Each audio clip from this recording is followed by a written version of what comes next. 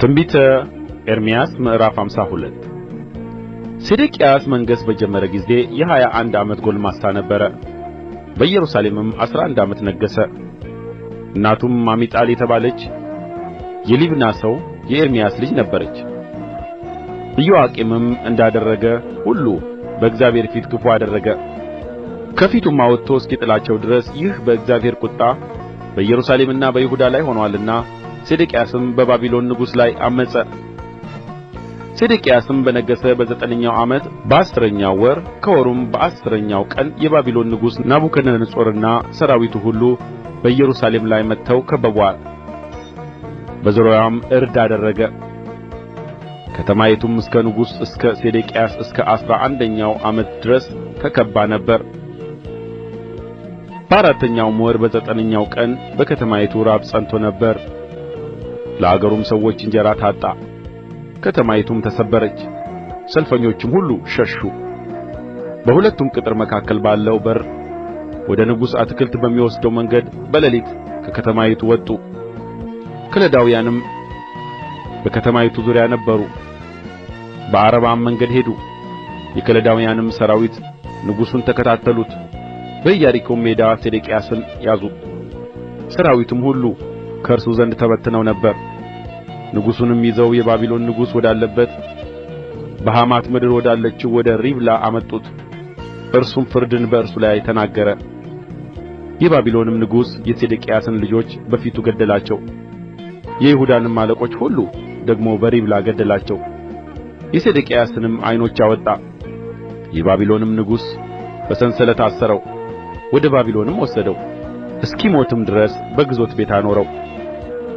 በባቢሎን ንጉሥ በናቡከደነፆር በ19ኛው ዓመት በአምስተኛው ወር ከወሩም በ10ኛው ቀን በባቢሎን ንጉሥ ፊት የቆመው የዘበኞቹ አለቃ ናቡዘረዳን ወደ ኢየሩሳሌም መጣ። የእግዚአብሔርን ቤትና የንጉሡን ቤት አቃጠለ። የኢየሩሳሌምንም ቤቶች ሁሉ ታላላቆችን ቤቶች ሁሉ በእሳት አቃጠለ። ከዘበኞቹም አለቃ ጋር የነበረው የከለዳውያን ሠራዊት ሁሉ የኢየሩሳሌምን ቅጥር ሁሉ ዙሪያዋን አፈረሱ። የዘበኞቹም አለቃ ናቡዘረዳን የሕዝቡን ድሆች በከተማም ውስጥ የቀረውን ሕዝብ ሸሽተውም ወደ ባቢሎን ንጉሥ የተጠጉትን የሕዝቡንም ቅሬታ አፈለሰ። የዘበኞቹም አለቃ ናቡዘረዳን ከአገሩ ድሆች ወይን ተካዮችና አራሾች እንዲሆኑ አስቀረ። ከለዳውያንም በእግዚአብሔር ቤት የነበሩትን የናስ ዓምዶች በእግዚአብሔርም ቤት የነበሩትን መቀመጫዎችና የናሱን ኵሬ ሰባበሩ። ናሱንም ወደ ባቢሎን ወሰዱ። ምንቸቶቹንና መሣሪያዎቹንም መኰስተሪያዎችንና ድስቶችን ጭልፋዎችንም የሚያገለግሉበትንም የናስ ዕቃ ሁሉ ወሰዱ። የዘበኞቹም አለቃ ጽዋዎቹንና ማንደጃዎቹን ድስቶቹንና ምንቸቶችን መቅረዞችንና ጭልፋዎችን መንቀሎችንም የወርቁን ዕቃ በወርቅ የብሩንም ዕቃ በብር አድርጎ ወሰደ። ንጉሡ ሰሎሞንም ለእግዚአብሔር ቤት ያሠራቸውን ሁለቱን ዓምዶች አንዱንም ኵሬ ከመቀመጫዎቹም በታች የነበሩትን 12ቱን የናስ በሬዎች ወሰደ። ለእነዚህ ዕቃዎች ሁሉ ናስ ሚዛን አልነበረም። ዓምዶቹም የአንዱ ዓምድ ቁመት 18 ክንድ ነበረ። የዙሪያውም መጠን 12 ክንድ ነበረ። ውፍረቱም 4 ጣት ያህል ነበረ። ባዶም ነበረ። የናሱም ጕልላት በላዩ ነበረ። የአንዱም ጕልላት ቁመቱ 5 ክንድ ነበረ። በጕልላቱም ላይ በዙሪያው ሁሉ ከናስ የተሠሩ መርበብና ሮማኖች ነበሩበት። በሁለተኛውም ዓምድ ደግሞ እንደዚህ ያለ ነገርና ሮማኖች ነበሩበት። በስተ ውጭም 96 ሮማኖች ነበሩ። በመርበቡም ዙሪያ የነበሩ ሮማኖች ሁሉ 100 ነበሩ። የዘበኞቹም አለቃ ታላቁን ካህን ሠራያን፣ ሁለተኛውንም ካህን ሶፎንያስን፣ ሦስቱንም በረኞች ወሰደ። ከከተማይቱም በሰልፈኞቹ ላይ ተሾመው ከነበሩት አንዱን ጃንደረባ፣ በከተማይቱም ከሚገኙት በንጉሡ ፊት ከሚቆሙት 7ቱን ሰዎች፣ የአገሩንም ሕዝብ የሚያሰልፈውን የሠራዊቱን አለቃ ጸሐፊ፣ በከተማይቱም ከተገኙት ከአገሩ ሕዝብ 60 ሰዎች ወሰደ።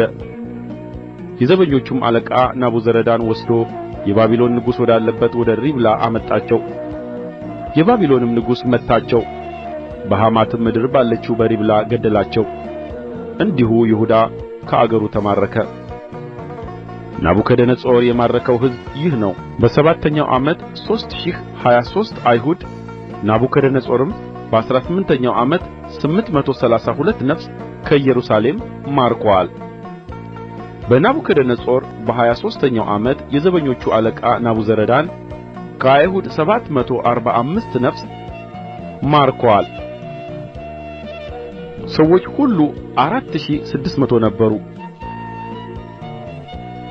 እንዲህም ሆነ የይሁዳ ንጉሥ ዮአኪን በተማረከ በ37ኛው ዓመት በ12ኛው ወር ከወሩም በ25ኛው ቀን የባቢሎን ንጉሥ ዮርማሮዴክ በነገሠ በአንደኛው ዓመት የይሁዳን ንጉሥ የዮአኪንን ራስ ከፍ ከፍ አደረገ፣ ከወህኒም አወጣው፣ በመልካምም ተናገረው። ዙፋኑንም ከእርሱ ጋር በባቢሎን ከነበሩት ነገሥታት ዙፋን በላይ አደረገለት። በወህኒም ውስጥ ለብሶት የነበረውን ልብስ ለወጠለት። ዮአኪንም በሕይወቱ ዘመን ሁሉ በፊቱ ሁልጊዜ እንጀራ ይበላ ነበር።